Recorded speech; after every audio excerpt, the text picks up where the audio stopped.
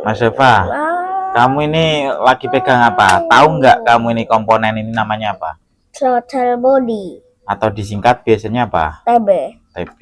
Ini punya sepeda motor apa coba? CLF. Oh ya. Coba kamu kan mainan kayak gini.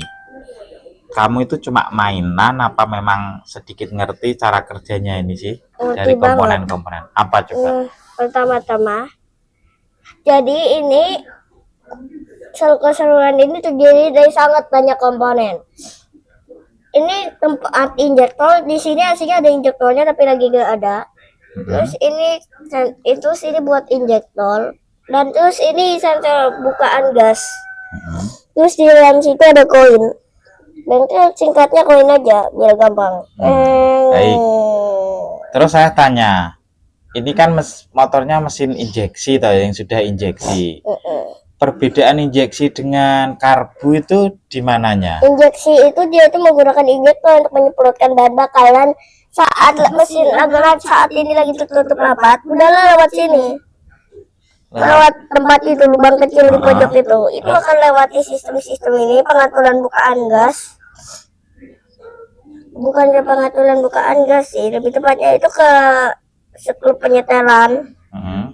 Lalu dia akan keluar lagi di sini. Jadi udara tetap bisa masuk walaupun ketutup. Kelebihannya menggunakan mesin injeksi anti blebet. Oh, sama karbu itu kayak gitu. Oh iya Mas, betul. Ayah ingat waktu pelajaran waktu masih sekolah SMK dulu. Memang beda sih, apalagi dalam kondisi udara yang dingin, itu pasti sangat beda sekali. Kalau injeksi itu nggak terpengaruh dengan kondisi yang suhu udara yang lembab. Tapi kalau kalau karburator itu sangat berpengaruh. Biasanya berbet karena perbedaan suhu tadi loh ya. Kayak motormu, kalau masih suhu dingin dia ngegas sendiri. Sama motor injeksi itu anti berebut, soalnya dia itu langsung terdeteksi dan beda banget sistem kerjanya. Nah, aku mau ngomong apa ya tadi? Lupa. Oh iya, motor ibuku di sana. Itu dia itu kalau suhu mesin masih dingin dia ngegas otomatis. Itu karena sudah diprogram, maksudnya di setting. Setelah sensor suhu mesin mencapai suhu kerja otomatis mati, otomatis turun sendiri SPM-nya. Oh berarti beda dong, nggak ada pelampung, nggak ada bensin yang pasti apa namanya? Ada pelampungnya. Ini apa ada pelampungnya? Di tangki maksudnya. Oh yang di sini? Nggak ada. Nggak ada ya? Ya orang bensinnya lewat ini. Oh langsung disemprotkan pakai injektor. Tapi bombanya bukan Bagaimana? Tapi injektornya yang putus, yang nutup, kebuka nutup dari sinyal dari ECU.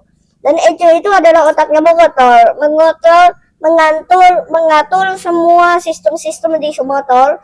Dan yang pasti ECU itu paling banyak ngatur sistem pembakaran agar sempurna pembakarannya. Sama dia juga dapat sinyal dari sini sama sensor oksigen di motor. Dan beberapa sensor lainnya, sensor suhu mesin dan masih banyak lagi. Sensor CO2 itu tuh maksudmu? Yang O2. Oh ya, yang di mana? Knalpot itu. Memang itu fungsinya untuk apa sensor itu? Untuk mendeteksi apakah pembakaran sudah sempurna atau belum. Kalau misal terlalu bolos, itu akan mengulangi suplai bahan bakar dari sini. Oh, berarti pantas tugasnya saling berhubungan gitu loh, ibaratnya apa tadi, ECU itu adalah otaknya motor ini ya, yang mengatur suplai bahan bakar, mendeteksi gas O2 atau CO2, terus sama mengatur percikan api busi. Loh, itu juga diatur juga? Kamu tahu fungsi-fungsi itu untuk apa?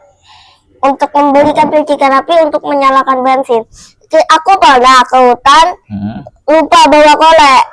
Aku pakai percikan busi buat, jadi ada daun bekas jagung, aku celupin ke tangki, ada bensinnya tuh. Terus aku langsung, terus ayahku terus langsung nyala terus. Oh, iya iya iya. Ah, betul betul betul. Kamu tahu nggak perbedaan kan di sini ada motor bensin sama motor diesel. Kamu tahu nggak perbedaannya itu dari mananya? Motor diesel itu dia itu nggak pakai percikan api, tapi pakai kompresi dan panas tinggi. Dan fungsi glow plug ataupun busi pemanas pada motor diesel itu untuk memanaskan mesin, kayak itu generator militer Amerika, generator militer negara-negara dingin kayak Kanada gitu. Kan pakai itu, Bu. Pakai apa itu? Kan itu pakai sensor pemanas. Oh, Jadi pas mesin dingin berarti dipanasin. kalau mesin diesel itu untuk melakukan pembakaran tanpa menggunakan bantuan busi ya. Tanpa ada listrik pun bisa. Ya toh? Harus ada listrik buat pompa injektor. Enggak yang diesel-diesel. Yang diesel buat traktor itu nyatanya enggak ada harus listriknya. Itu cuma Ada kali generator dikit di kipasnya buat nyalain lampu depan. Oh, itu kan cuma buat nyalain lampu. Kalau untuk pembakaran mesinnya enggak butuh toh. Enggak. Aduh. Nah, berarti Satu-satunya perbedaannya cara matiin ya diputus suplai bahan bakarnya. oh sama Tapi sedikit saja ada kebocoran di link piston, oli bisa masuk. Lalu itu akan membuat mesinnya nyala terus. Engine apa sih itu namanya? Running engine mesin nyala terus, gak bisa Oh, berhenti. running engine itu apa? Mesinnya aku lupa namanya, aku ingat-ingat dulu ya.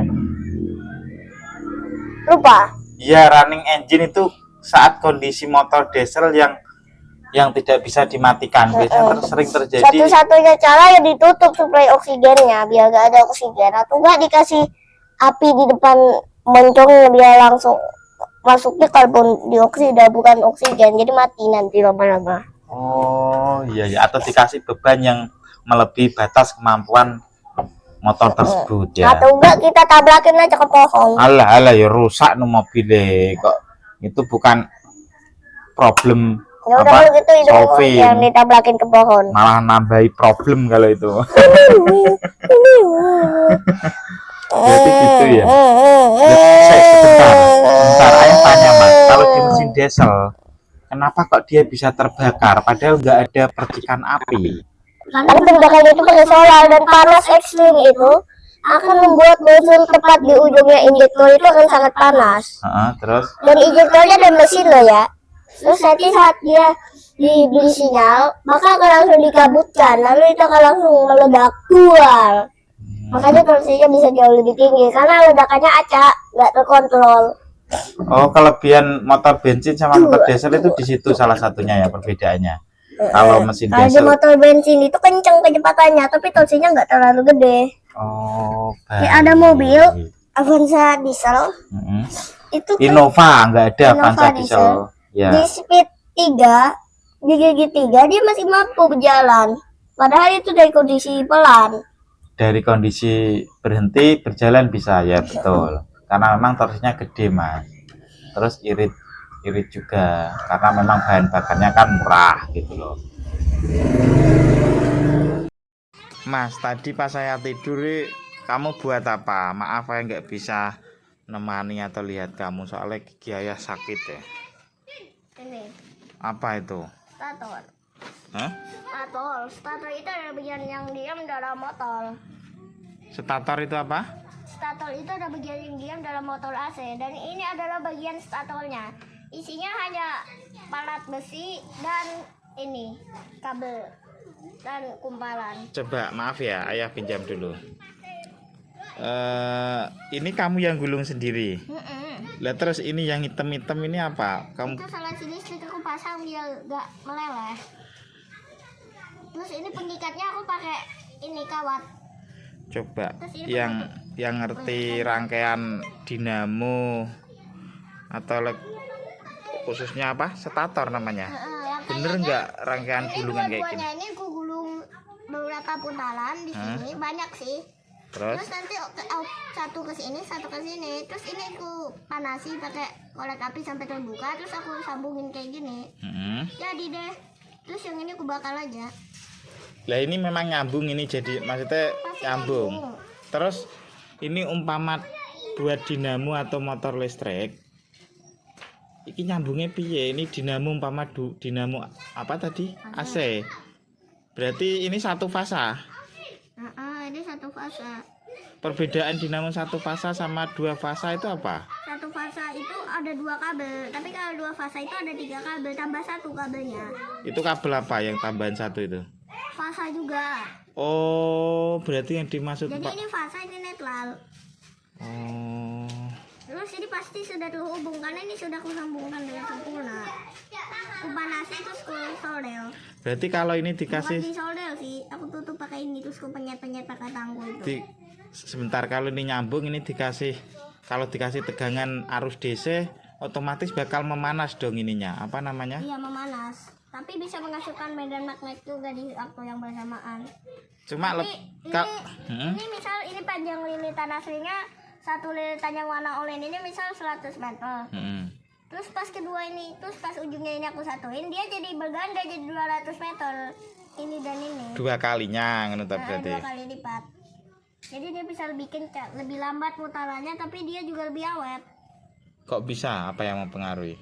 Yang mempengaruhi itu adalah seberapa besar voltase yang melewati kawat-kawat ini. Kalau dibagi banyak kan nanti otomatis jadi kecil. Aku cek dulu pakai AVO nyambung atau enggak. Kamu itu ukur pakai apa, multitester atau AVO itu tujuanmu apa? Ini untuk Mengecek apa? mengetahui resistansi dan nyambung atau enggaknya. Ini di sini nilainya 004. Dan kalau benar harusnya ini berarti nilai resistansinya, berarti resistansinya 0,4. 4 sih lebih tepatnya. Itu 4, 6 teman-temannya pada main Mas coba kayak gini. tergantung. Piye tergantung piye? Tergantung ini posisi kabelnya ini di sekitar sekarang 5 ohm. Terus maksudnya semakin umpama ini nilainya itu mempengaruhi apa sih? Semakin besar nilai mempengaruhi Semakin apa? besar ini cuma nilai grafik. Jadi misal ini maksimal 20 volt ya, melebihi itu ini akan langsung berubah jadi angka 1 voltasenya. Ini di 20 volt yang harusnya gini, kalau tegangannya melebihi 20 volt dia akan berubah jadi gini tampilannya. Saya Lepin, kamu tahu nggak ini Dapa ini ngapain? Nggak tahu. Buah, tanya toh, tanya Bikin dulu. dinamo. Tanya. Dinamo Dulu, kan tanya juga bebas ada. coba. Dinamo itu apa Mas Dapa? Dinamo itu adalah alat pengubah tegangan listrik menjadi putaran. Tahu kamu? Kayak kipas itu kayak kipas yang belendungan. Kayak kipas yang belendungan itu kan dalamnya dinamo. Oh. Iya.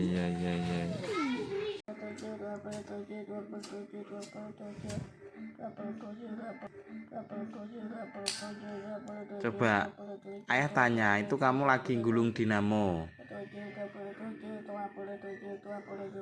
Wes nggak usah suwi-suwi tuh ngapalno 27. Kalau jadi tenan nggak nanti yuk.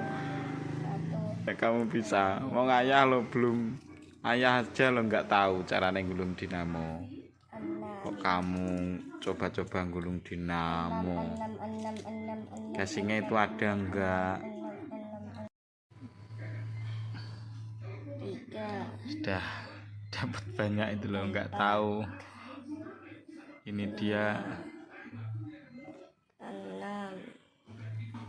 Nanti mbah bisa berfungsi mbah gak ya? Sudah selesai gulungnya.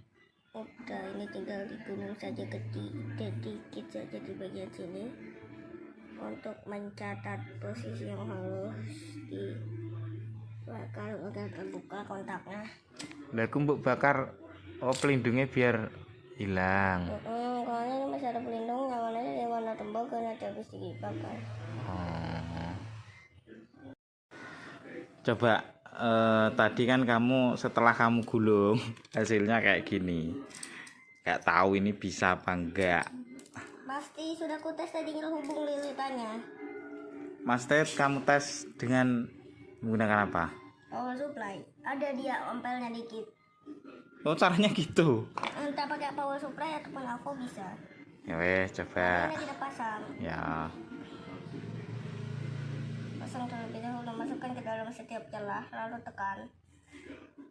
Agak kelas sih. Setelah mentok, dia akan terinstall kipasnya. Sebentar, miring posisi. Nggak usah dikasih kipas, masuk nggak pop. Masuk kenapa sih mas? Kepanasan dia. Oh. Soalnya kipas ini fungsinya untuk mengeluarkan angin. Susah Maksudnya banget. untuk mendinginkan itu. Bu kasih opo nah. Boleh dikit, biar licin. Karena kan ini yang belakang masih pakai busing jadul. Itu nggak pakai anu dah apa? Bearing. Enggak, satu. Tapi kayak yang depan tadi bearing itu. Ini yang depan doang yang bearing, belakang enggak. Belakang masih pakai busing-busing jadul ini. Oh jadul piye toh? Makanya Itu dulu yang menemukan busing itu mikirnya yo lama loh mas. emang. Ya. Delok coba bisa nyala tenan gak?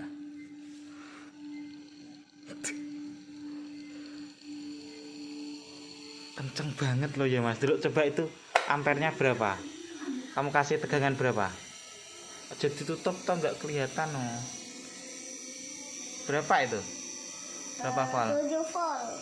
7,2, Ampere. 7,1. Ampere 0,85. Kok bisa ya kamu? 12 volt kuat wih.